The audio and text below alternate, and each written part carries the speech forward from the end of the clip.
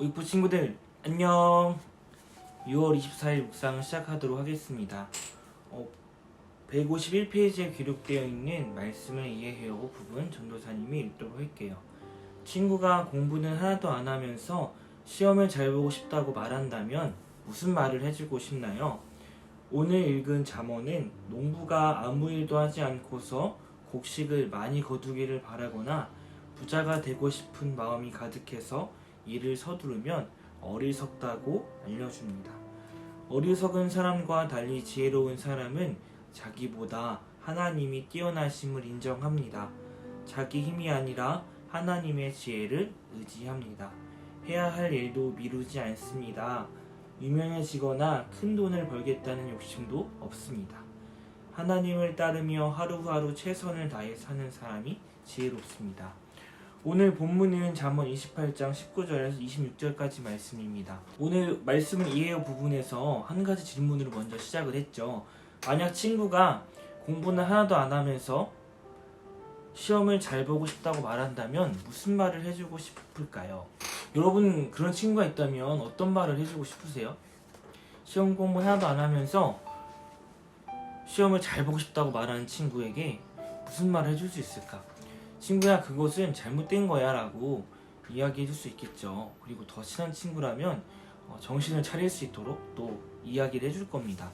우리가 어떤 것을 잘 하려면 분명히 그에 따른 수고의 노력을 해야 합니다. 지난번에 전도사님이 이야기했던 것이 있었죠. 아담과 하와가 선악과를 따먹고 하나님이 그들에게 허락한 것은 여자에게는 해산의 고통, 남자에게는 평생토록 땀 흘리면서 수고해야 그 농작물을 먹을 수 있는 것을 하나님이 그들에게 말씀해 주셨습니다. 이것이 남자 여자와 가리지 않고 모두의 공통적으로 허락되는 것은 무엇이냐면 우리가 뿌린 대로 거두고 어떤 것을 얻기 위해서는 노력과 행동을 해야 한다는 것입니다. 오늘 본문에서는 그것을 이야기하는 거예요. 공상만 하는 자에게, 생각만 하는 자에게 결코 그것이 허락되지 않습니다. 그리고 일확천금을 노리는 자에게도 그것이 허락되지 않습니다. 어떤 것을 얻기 위해서는 우리가 그것에 따른 수고를 감내해야만 그것을 얻을 수 있다는 것입니다. 21절, 22절 말씀에서는 어떤 것을 볼 수 있냐면요. 편애하는 것은 좋지 못하다. 한쪽만 지나치게 사랑하는 것이라고 이야기하고 있죠.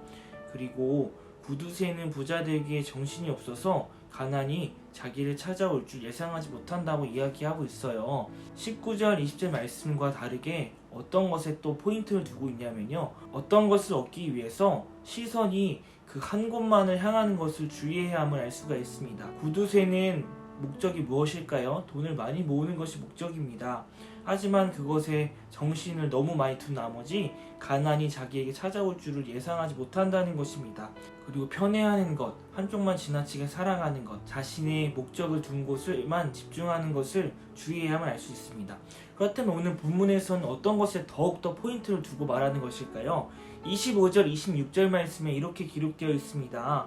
여호와를 의지하는 자는 형통할 것이다. 지혜를 따르는 사람은 구원을 얻을 것이다 라고 이야기하고 있습니다. 오늘 본문에서 25절, 26절 말씀에서 집중해야 할 포인트가 여기 다 기록되어 있는 것이죠. 여호와를 의지하는 자 형통케 될 것이고 지혜를 따르는 자 구원을 얻을 것입니다. 우리가 평생토록 수고해야 먹을 수 있는 건 맞습니다. 그리고 그것에 집중해야 되는 건 맞습니다. 하지만 너무나 그것에 집중한 나머지 다른 것에 집중하지 못하여서 우리는 예상치 못할 다른 일을 겪을 수 있다는 것입니다. 그렇다면 우리는 무엇에 의지하고 무엇에 노력을 해야 될까요? 그것이 오늘 25절, 26절 말씀에 나와 있는 것입니다. 여호와를 의지하기에 힘쓰고 지혜를 따르기에 힘쓰는 것, 그것이 오늘 본문 말씀이 하고자 하는 목적입니다. 우리는 어떤 것에 의지하고 있나요? 우리는 얻기 위해서 많은 노력을 하고 살아갑니다. 또 더운 여름이어서 그것을 얻기 위해서 더 많은 땀과 더 많은 노력을 해야 합니다. 하지만 우리가 정말로 따라야 될 것은 다른 어떠한 것이 아니라 우리에게 지혜를 주시고 구원을 허락해 하시는 분, 형통케 하시는 하나님을 따라야 함을 오늘 본문에서 이야기하고 있는 것입니다. 오늘 적용하고 느낀 점을 찾아볼 때 우리가 이 포인트에 맞춰서 오늘 큐티의 내용을 정리했으면 좋겠습니다. 우리가 어떤 것에 집중하고 있습니까? 그리고 어떤 것을 바라보고 있습니까? 만약 하나님이 아니라면 우리의 삶의 방향을 돌이켜서 다시금 하나님에게 목적을 두고 하나님에게 삶의 방향을 두고 나아가는 우리 오이쿠 친구들이 되었으면 좋겠습니다. 아멘이십니까? 그렇다면 전도사님이 기도하겠습니다. 사랑의 하나님 감사합니다.